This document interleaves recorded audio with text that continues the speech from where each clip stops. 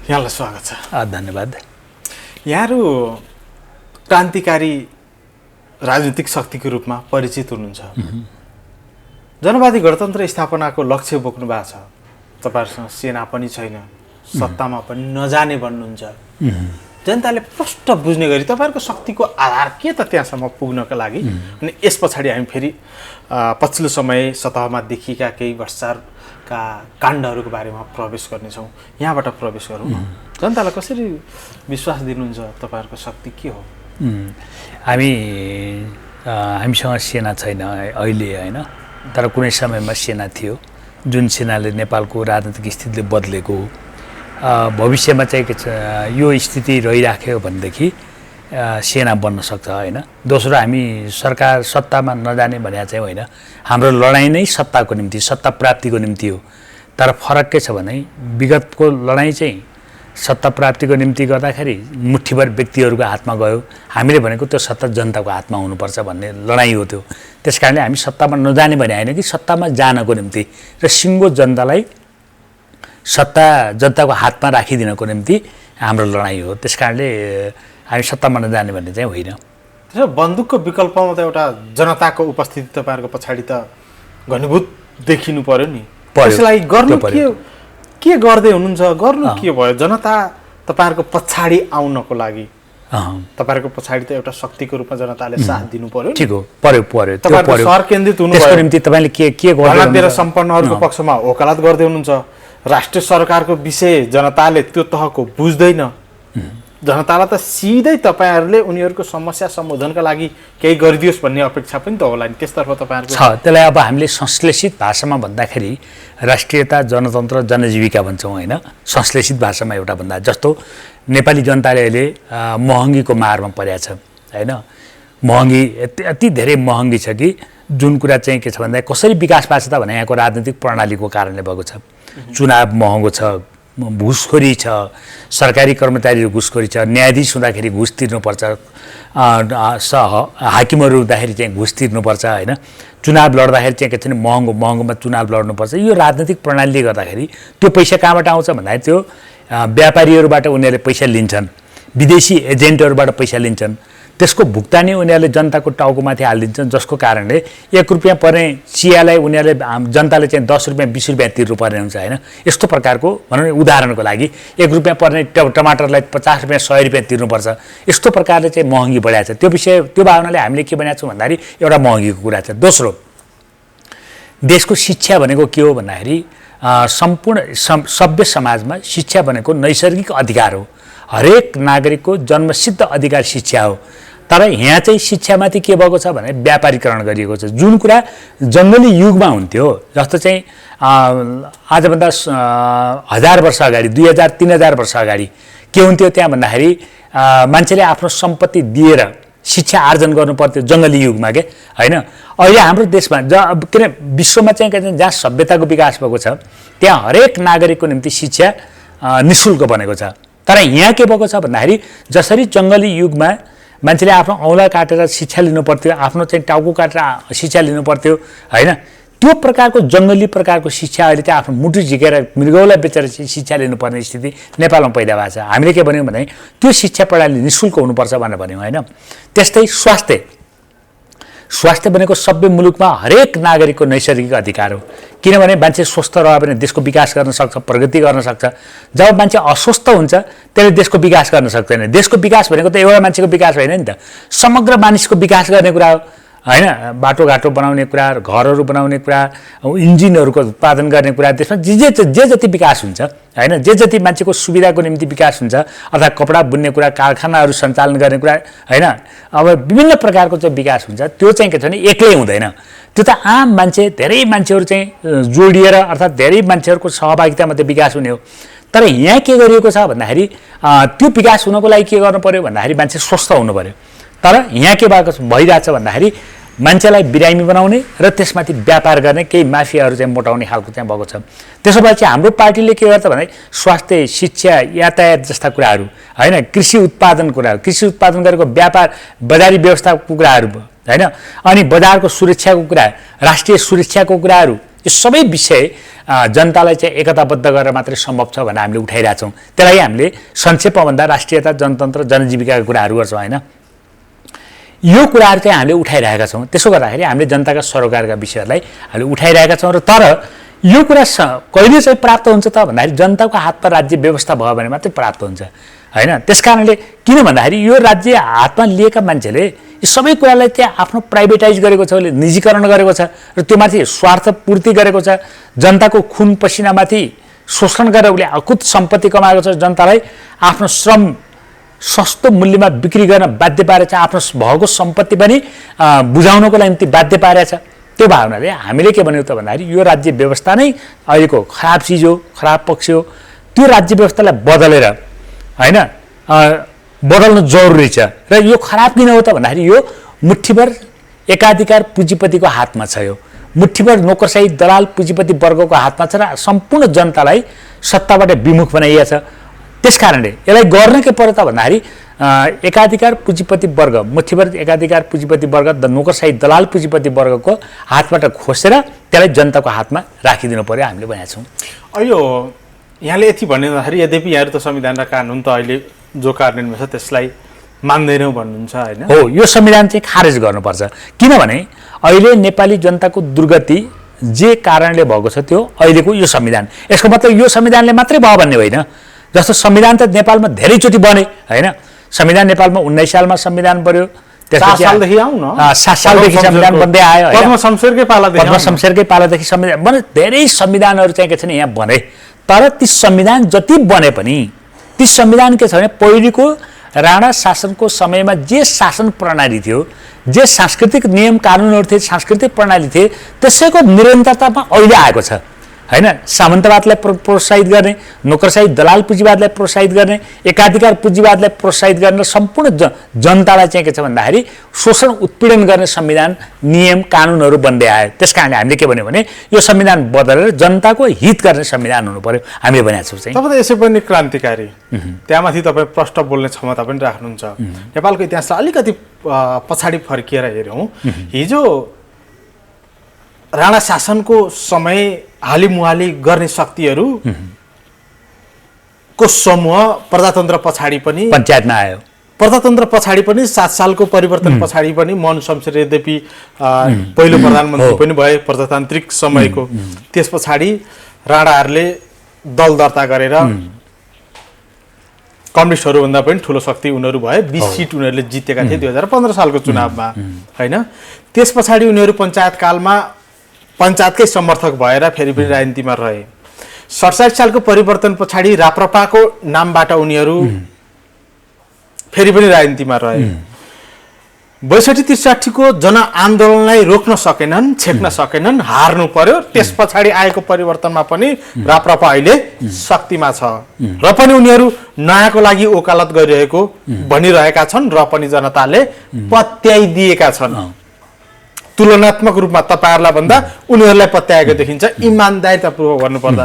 तर तपाईहरु जनताको जनजीविकाको पक्षमा, राष्ट्रियताको पक्षमा, स्वाधीनताको पक्षमा, आत्मसम्मानको पक्षमा अनि नेपाली जनता आफैमा आत्मनिर्भर बन्नुपर्छ भन्ने पक्षमा तपाईहरु जो ओकालत गर्नुहुन्छ, अग्रगमनको पक्षमा जनतालाई राज्य को सम्पूर्ण शक्ति जनतामा हुनुपर्छ भन्नुहुन्छ। वर्गरहित समाजको त्यो पवित्र मुद्दा बोकेर हिँड्नु भएको छ। तर पनि तपाईहरु किन त राजतन्त्रको ओकालत गर्नेहरु भन्दा पनि तल र सानो कसरी समीक्षा गर्नुहुन्छ? त्यो कुरा तपाईले भने एकदम यो गहिरो विषय हो हैन। तर कुरा के हो भन्नुहुन्छ भने यदि हामी त्यही बाटोमा भएको हुन्थ्यो भने हैन, जस्तो संसदीय व्यवस्थामा गएको हुन्थ्यो भने हामी पनि मन्त्री बनिन्थ्यो, तपाईको माननीय बनिने हुन्थ्यो। अर्थात् अहिले जसरी उनीहरूले सम्पत्ति कमाएका छन्, लुटपाट गरेका छन्, ठेक्कापट्टाहरू गरेका छन्, जनता ठग्ने गरेका छन्, त्यो सबै हुन्थ्यो चाहिँ हैन। किन हामीले त के भन्यौँ भन्दाखेरि यो बाटो गलत छ र यसलाई आमूल परिवर्तन गर्नुपर्छ भनेर आइसकेपछि हामीले त्यो बाटो छोडिदिउँ हैन, रियलाइज गरौँ न। मैले भन्न खोजेँ पुस्तगामी शक्ति तपाईहरुकै भाषामा भन्नु हो, जनताकै भाषामा भन्नुपर्दा प्राप्त भएका हालसम्म प्राप्त भएका अधिकार समेत खोज्ने गरी पछाडि जानुपर्छ भनेर जुन नयाँ व्यवस्थाको ओकालत, नयाँ नभनौँ पुरानै व्यवस्थामा फर्किनुपर्ने पक्षको ओकालत गर्ने शक्ति तपाईँहरूभन्दा किन ठुलो भयो? त्यस्तो हुन्छ, जवाब दिनुहोस्। त्यस्तो हुन्छ, इतिहासमा त्यस्तो हुन्छ। मैले त्यही भन्दै थिएँ कि जस्तो भन्नुहोस् हामी त्यो बाटोमा भएको भए, हामी संसदवादभित्र प्रवेश गरेको भए हामी पनि हुन्थ्यौँ होइन। तर हामीले के भने किन भयो नि त, जस्तो कम्युनिस्ट भनेर चाहिँ एमालेको नेताहरू जति हुनुहुन्छ उहाँहरूको लाइन भनेको त के नयाँ जनवाद समाजवाद हो नि त। तर उहाँहरू चाहिँ पञ्चायतमा प्रवेश गर्नुभयो, त्यसपछि संसदीय व्यवस्था आयो, संसदीय व्यवस्थामा जानुभयो, त्यसपछि अहिले गणतन्त्र आइसकेपछि पनि जो एकाधिकार पुँजीवादी नोकरशाही दलाल पुँजीवादमा चाहिँ उहाँ जानुभएको छ होइन। त्यस्तै उहाँहरू बदनाम भएपछि अहिले नयाँ प्रकारका शक्तिहरू आएको छन्, भोलि त्यो नयाँ शक्ति चाहिँ बदनाम हुन अनिवार्य हुन्छ, त्यसपछि अर्को जन्मेला होइन। किनभने त्यो सत्ताको लिकमा भएको कारणले त्यो प्रकारको चाहिँ चलिराख्ने हुन्छ। त्यो संविधानभित्र मानेर जाँदाखेरि, त्यो नियम कानुनभित्र मानेर जाँदाखेरि त्यो प्रकारको चल्ने हुन्छ। तर हामीले के भन्यौँ त भने यो नियम कानुन, यो संविधान, यो प्रक्रिया पुरै ध्वंस गरेर जानुपर्छ भनेपछि त्यो ध्वंस गर्ने सङ्घर्षमा लाग्ने मान्छेहरूको हकमा चाहिँ के हुन्छ भने त्यसले टाइम लाग्छ, समय लाग्छ, पर्खनुपर्छ, परिस्थिति चाहिँ परिपक्व हुनुपर्छ। जसरी हामीलाई 10 वर्ष जनयुद्ध सञ्चालन गर्नको निम्ति सुरुवातै गर्नको निम्ति परिस्थिति परिपक्व हुनु परिरहेको थियो, त्यस्तै अहिले चाहिँ के छ भने जनता त्यसको विरुद्धमा जानको निम्ति र नयाँ प्रकारको राज्य प्रणाली अपनाउनको निम्ति समय लाग्न सक्छ। तर समय आउँछ। तपाईँले चाहिँ भनेको कुरा के हो त भन्दाखेरि अहिले किन त्यो भयो, त्यस कारणले हामी पछाडि परेर त्यस्तो होइन चाहिँ। संसदीय व्यवस्थामा जाँदाखेरि शक्ति हुन्थ्यो भनेदेखि त हुँदैन, राप्रपा भन्दा त अलिकति अग्रगमनको पक्षमा त तपाईँहरूले घृणा गर्ने गरेको प्रचण्ड नेतृत्वको माओवादी होला नि त होइन। एउटा त्यो माओवादी किन सालको पहिलो संविधान सभा पछाडि लगातार क्षयीकरणको दिशामा किन गयो? हो किन हो त्यही कुरा आउँछ। किन भन्दाखेरि सरकारमा गएर चिज हुँदैन, त्यसलाई परिवर्तन गर्न सकिने भन्ने हुँदैन। संविधान बदलेर व्यवस्था बदलेर मात्रै परिवर्तन गर्न सकिन्छ, राज्य प्रणालीलाई बदलेपछि मात्रै सकिन्छ। त्यहाँभित्र गएर त्यसमा चाहिँ सहभागी भएर बदल्न सकिने हुँदैन। यदि त्यसरी चाहिँ के छैन बदल्न सकिने हुन्थ्यो भने त प्रचण्डजी जानुभएको थियो नि त होइन। प्रचण्डभन्दा अगाडि एमालेका नेताहरू चाहिँ सरकारमै गएको थिए नि त, पञ्चायतमै गएका थिए स्वतन्त्र उम्मेदवारको नाममा, जनपक्षीय उम्मेदवारको नाममा होइन। त्यसपछि आएर संसदीय व्यवस्थामा गए होइन। त्यो के भयो, तिनीहरू सबै लुटेरामा चाहिँ बदलिए तिनीहरू। प्रचण्डजी जानुभयो, केमा बदलिनु भयो भन्दाखेरि त्यही जस्तो पहिलेका थिए काङ्ग्रेस एमाले थिए, ती सबै सङ्घर्ष गरेर आयो नि त त्यो पार्टीहरू होइन। त्यसो भइसकेपछि अहिले जो व्यवस्था छ त्यो व्यवस्थाभित्र गएर पुरा राम्रो गर्ने र काम गर्ने कुरा चाहिँ फरक हुन्छ। किनभने व्यवस्थाले गर्ने हो नि काम त, व्यक्तिले गर्ने होइन नि। व्यक्तिले त के छ भन्दाखेरि व्यक्तिले त त्यसलाई के गर्ने हो भन्दाखेरि त्यो क्रियामा जाने कुरा भयो। तर त्यसको चाँजो पाँचो मिलाउने, त्यसको चाहिँ प्रणाली चाहिँ स्थापित गर्ने त व्यवस्थाले हो। त्यहाँ त कानुन हुन्छ, नियम हुन्छ, संविधान हुन्छ, त्यसको प्रणाली हुन्छ, त्यो प्रणालीमा चाहिँ चल्नुपर्छ, नत्र भने अराजकता हुन्छ नि त। त्यसो गर्दाखेरि अहिले जो संविधान प्रणाली आदि इत्यादि जे छ त्यो के छ भन्दाखेरि अराजकतावादी प्रकारको छ। अब जनतालाई के पर्या हुन्छ, अब तपाईँले भनेको कुरामा आउँछ, जनतालाई के पर्या हुन्छ भने एमाले चाहिँ अराजकतावादी भयो, माओवादी आयो, माओवादी अराजकतावादी भयो, काङ्ग्रेस आयो, काङ्ग्रेस राप्रपा आउने भयो, अर्थात् अर्को स्वतन्त्र पार्टी आउने भयो भन्दाखेरि त के भने तर जति चाहिँ एकपछि अर्को आउँछ त्यो सबै चाहिँ के छैन उही भएर जान्छन् त्यसमा। किनभने ती सबै केबाट सञ्चालित हुन्छ भने एउटै व्यवस्थाबाट सञ्चालित हुन्छ, नोकरशाही दलाल पुँजीवादी व्यवस्थाबाट सञ्चालित हुन्छन्। ती सबै नोकरशाही दलाल पुँजीवादको सेवा गर्नको निम्ति जान्छन् त्यहाँ होइन, जनताको सेवा गर्न त जाँदैन। त्यसो भइसकेपछि हामीले भने के हो भने ल मान्नुहोस् कि भोलि म चाहिँ गयो सरकारमा भने पनि, अर्थात् किरणजी नै जानुभयो या गौरवजी नै जानुभयो भने पनि होइन, कोही पनि सरकारमा गयो भने गर्ने काम के हुन्छ यो व्यवस्थाभित्र भन्दाखेरि जे प्रचण्डले गर्नुभएको छ, जे केपी ओलीले जे चाहिँ के छैन उसले शेरबहादुर देउवाले गर्नुभएको छ त्यही गर्ने हो। अहिले स्वतन्त्र पार्टीका साथीहरू चाहिँ आइराख्नु भएको छ, रवि लामिछानेहरू, उहाँ पनि प्रधानमन्त्री मन्त्री भयो भने गर्ने त्यही हो। जे उहाँले गर्नुहुन्छ त्यही भ्रष्टाचार गर्ने हो, त्यही तस्करी गर्ने, त्यही चोरी गर्ने हो, डकैती गर्ने हो, मान्छेलाई ढाँटछल गर्ने हो होइन। किन भन्दाखेरि किनभने संविधान त्यो अनुसारको छ नि त, कानुन व्यवस्था त्यो प्रकारको छ भनेपछि हामीले भनेको कुरा के हो त भन्दाखेरि यसलाई बदल्नुपर्छ भनेपछि जनतालाई त्योसँग एडप्ट हुनको लागि त्यो परिस्थिति आउनको लागि अलिकति समय लाग्न सक्छ। अहिले त अब जनताले बुझिसकेका छन् यो व्यवस्था भनेको पुरै खत्तम व्यवस्था रहेछ भन्ने कुरा बुझिसकेका छ। तर त्यसलाई फेरि यसलाई फाल्ने लेभलको सङ्घर्षमा आउनको लागि समय लाग्छ, त्यो समय त आइ पनि हाल्छ फेरि। अब राजावादीहरूले भन्ने गरेको पनि दुईवटा शब्द तपाईँहरूसँग ठ्याक्कै मिल्छ, व्यवस्था यो खारेज गर्नुपर्छ राजावादी पनि भन्छन्, तपाईँहरू पनि भन्नुहुन्छ, यो संविधान हामी मान्दैनौँ भनेर तपाईँहरू पनि भन्नुहुन्छ, राजावादी पनि भन्छन्। तपाईँहरू बिचमा के फरक भयो? यस्तो छ, तपाईँको चाहिँ संविधान नमान्ने कुरा त राजावादीले पनि भनेको होला होइन, अरूहरूले पनि भने होलान्, क्रिस्चियनवादीहरूले पनि भने होलान्, अरूहरूले पनि भने होलान्। तर उनीहरूले संविधान नमानेर ल्याउने के हो त भन्दा राजा ल्याउने हो नि त होइन। राजावादी भन्नेहरू त ल्याउने राजा हो।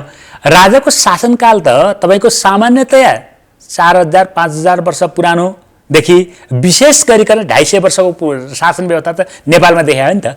नेपालमा त्यही पृथ्वीनारायण शाहले एउटा चाहिँ एकीकरण गरे भन्ने बाहेक र बहादुर शाहले चाहिँ के छ नि राज्य विस्तार गर्ने बाहेक बाँकी राजाहरूले के गर्छ भने देशलाई त बेचेर खायो नि त उनीहरूले।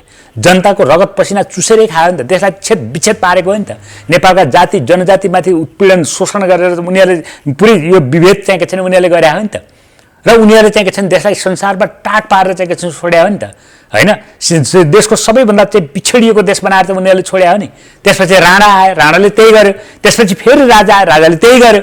भनेपछि त्यो कुरालाई चाहिँ जनताले फेरि फर्काएर लिएर आउँछ भन्ने हुँदैन। उनीहरूको चाहनाको कुरा हो त्यो, त्यो हुने कुरा छैन।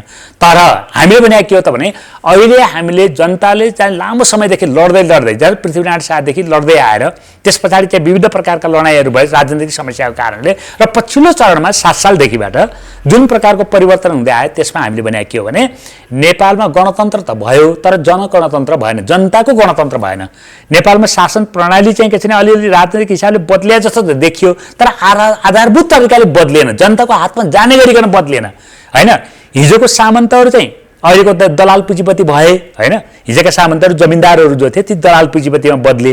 हिजोका चाहिँ के छ भन्दाखेरि किसानहरू चाहिँ मजदुरमा बदले।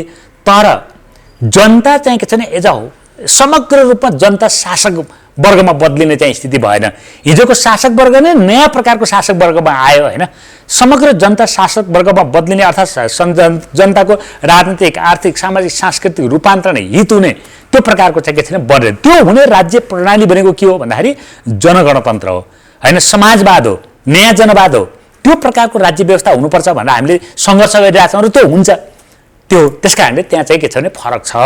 त्यहाँ फरक मात्र होइन, त्यहाँ आकाश पातालको फरक छ क्या। एउटा पश्चगामी कुरा छ, अर्को चाहिँ के छ भने अग्रगामी एउटा सभ्य समाजको निर्माण गर्ने कुरा छ।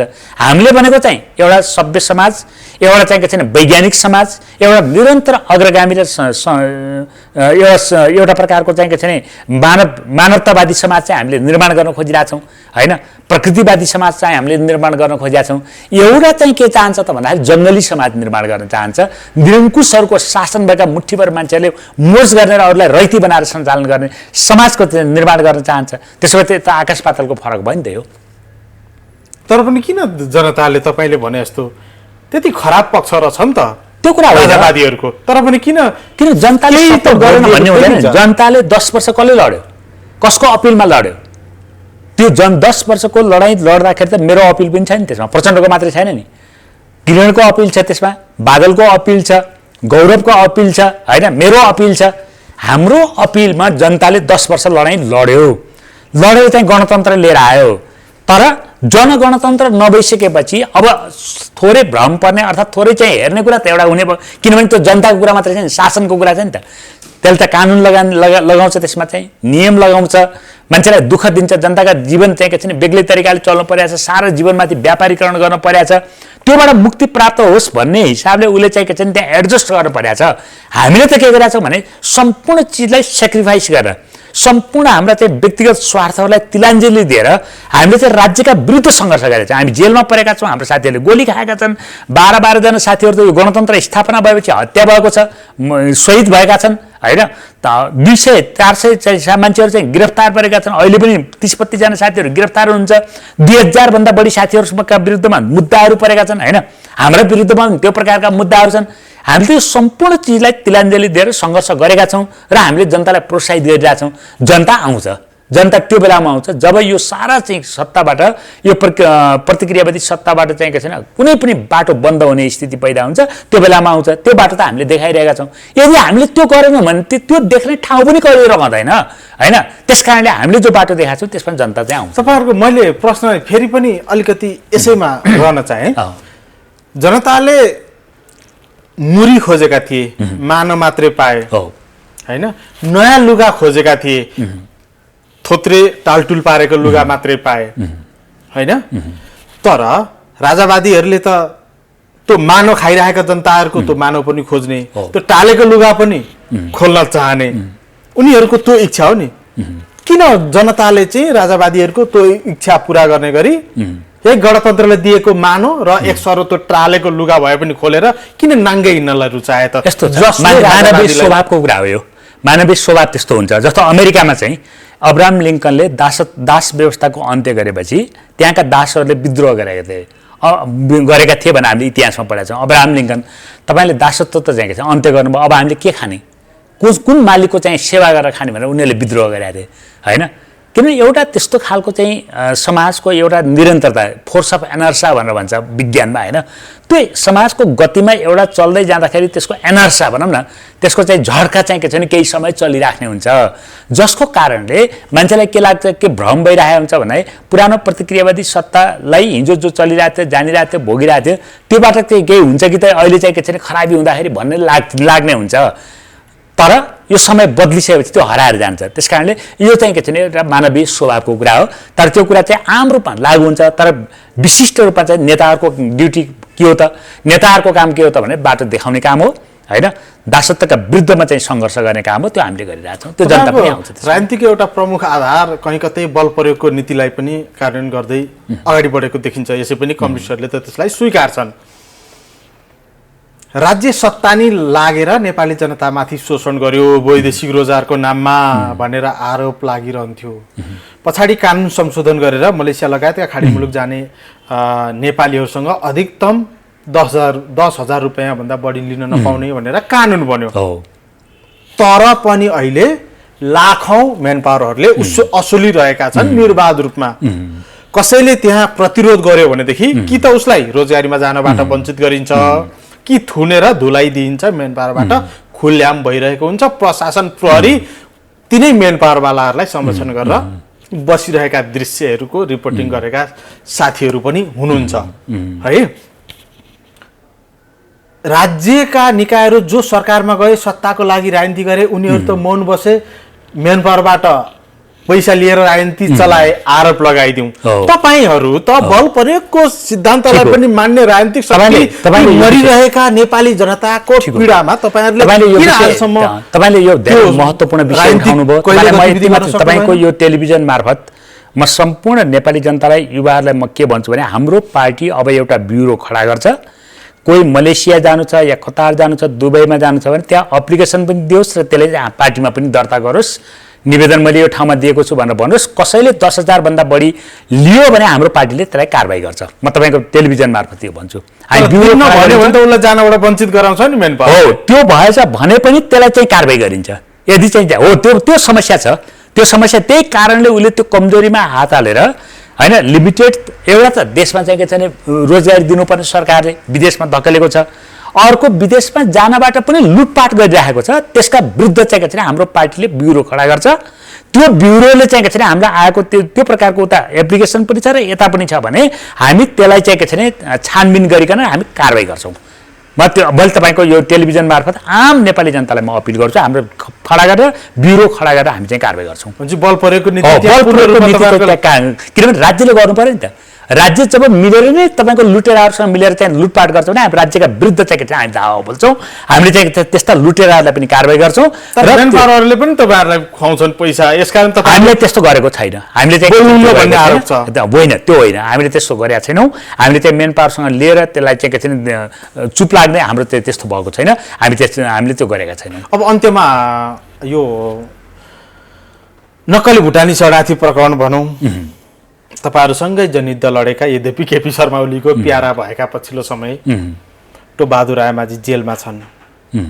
त्यसै गरी केपीको प्यारा भएका रामबहादुर थापा बादल भयङ्कर आरोपित छन्। सुनतसरी प्रकरणमा तपाईहरूले नै कमान्डर ठान्ने गरेको, मास्टर साहेब भन्ने गरिएको कृष्णबहादुर महराको नाम बारम्बार जोडिने गरेको छ।